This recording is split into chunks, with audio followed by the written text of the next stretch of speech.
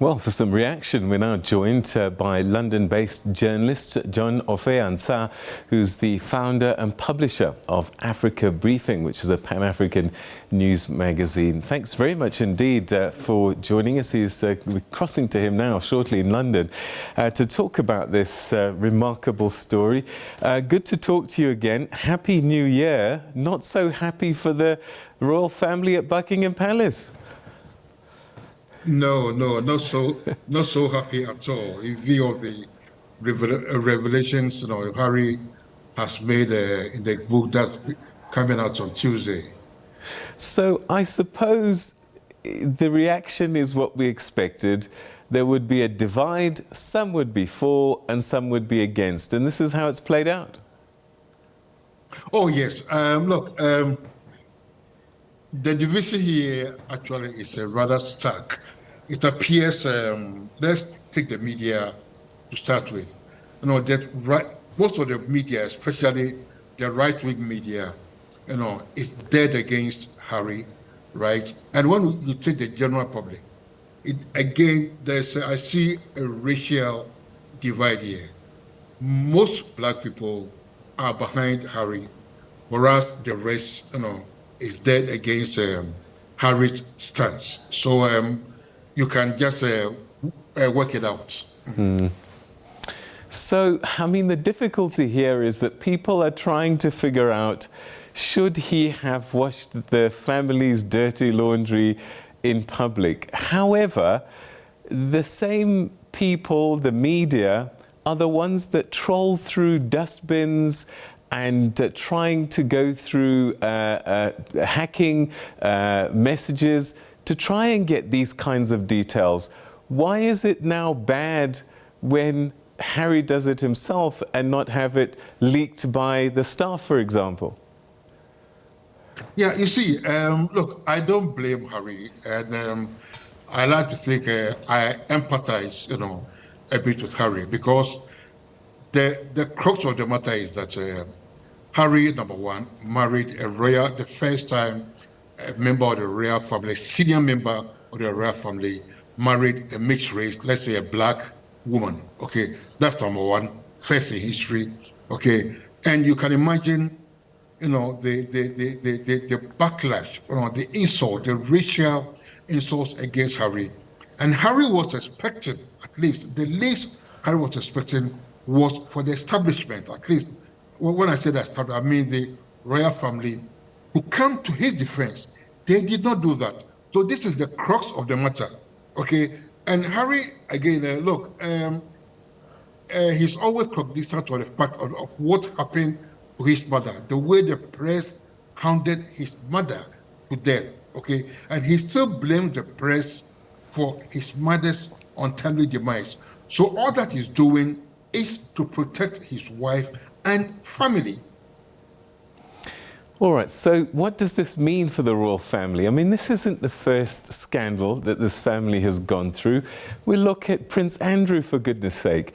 Some would say that is far worse than what we're hearing from Harry's book. And yet, this seems to be catastrophic in comparison. Yes, this tells you the double standards we have in this country. I mean, the backlash Andrew received, was nowhere near the backlash Harry is getting now. Okay, and all because of what? Because he's married to a black woman. So, in my opinion, that is the crux of the matter. So one gets a sense with some of the reportage that Meghan made him like this. And yet when we look at the revelations, taking cocaine, Meghan wasn't there.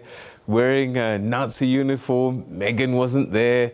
So he had a life, and also it suggests that he has no mind of his own, that he has to be controlled by Meghan to fall off the rails.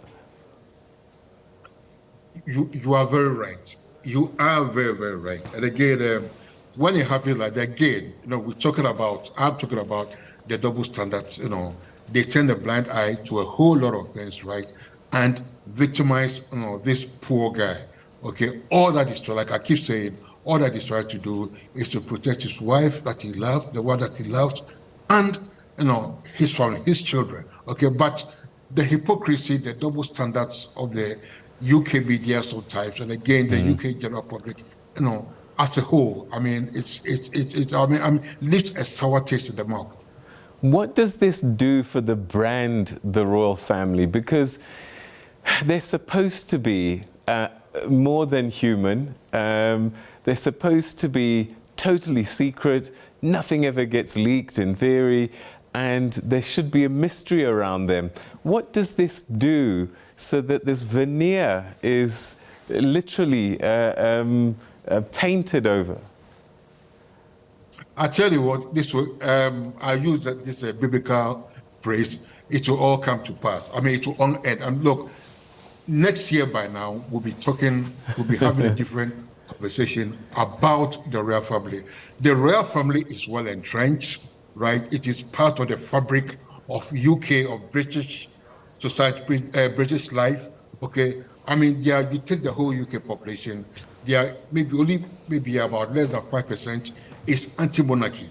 So the monarchy is here, and this is just a phase it's going through. Look, let's go back to 1997. In the immediate aftermath of Princess Diana's death. I mean, there was a groundswell of opinion against the Queen and the rest of the royal family because they did not show any public sympathy, any public sadness, at Diana's death. Okay, but look, it's all forgotten now. Take Prince Charles and the Queen Consort Camilla.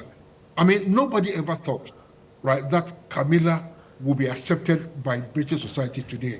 But she's now, part and parcel of the royal family. She's been accepted by the British public. So look, come a year by now, 12 months down the line, in my opinion, this will be history. Is there any way back, though? Because now we have two brothers who, it was bad before Prince Philip died, but it looks as if there's just no coming back from this. Well, that is again a matter, for the royal family to decide. Look, I admire Prince Harry, for standing his ground, for taking the stance he's taking. Though I believe that some of the revelations he's made in the book, go too far. I mean, look, you don't watch every single dirty linen, of your family in public, but he's done it. But he's still, blood. He's still William's younger brother. He's still King Charles's second son. He's still a member of the royal family. But I believe at the end of the day, I mean, time, in my opinion, time is the greatest healer. I think with time, I believe, of course, Harry himself says he's open to reconciliation.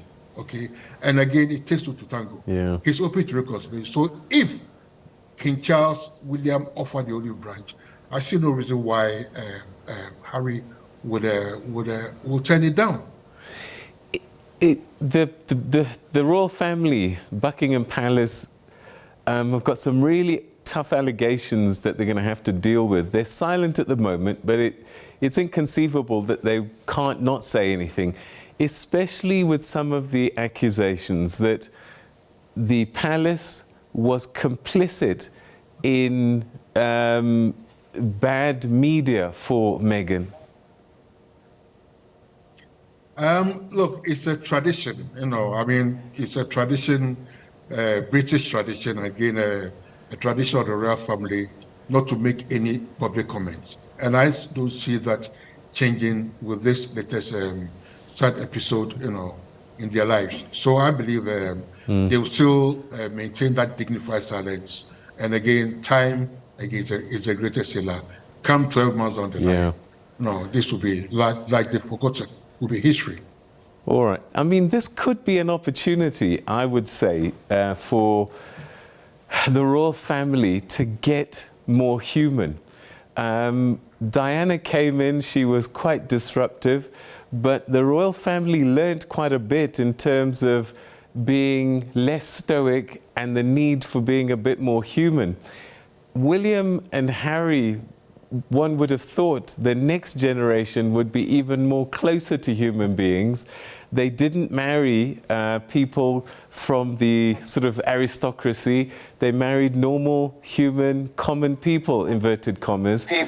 Maybe this whole scandal just shows the public that they're human like us and that they should embrace this. Yes, they are. I agree with you. But again, look, it is their tradition.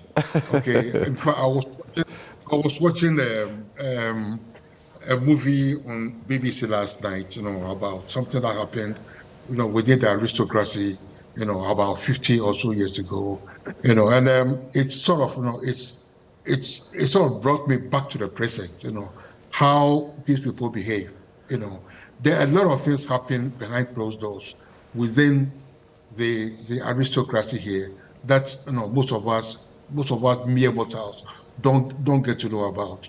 Okay, and I'm not sure that with the latest revelations or with what Harry is doing now is going to change anything at all. Yes, they are mere mortals like you and me.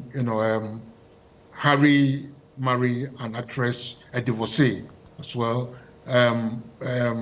William married somebody, a commoner, and even Charles. I mean, take maybe 50 years ago, there was no way Charles would be allowed to marry a divorcee. After all, his great uncle, Edward VII, abdicated the throne because he chose to marry a divorcee in the 1930s. But times have changed, right? But though times have changed, there are certain traditions within the royal family that I think will never change or will take generations, to change. So for now, they are going to be as they are. Keep the stiff upper lip, right? Maintain that dignified silence, and let things, run their own course. Jon, we're going to leave it there. I mean, this is a book that's come out by accident. When it fully hits the streets, no doubt this conversation will run, especially after the interviews that are going to be airing. We'll chat again soon, and let's see what happens. Thanks so much. Good talking to you. Thank you too. Yeah, thanks for having me. Thank you. All right, that's London-based journalist Jon Offei-Ansah, who's the founder, publisher of Africa Briefing, a Pan-African news magazine, talking about this book, explosive, I think is the only word that we can use, Harry's memoir, making all kinds of revelations in there, and as one would expect, mixed views.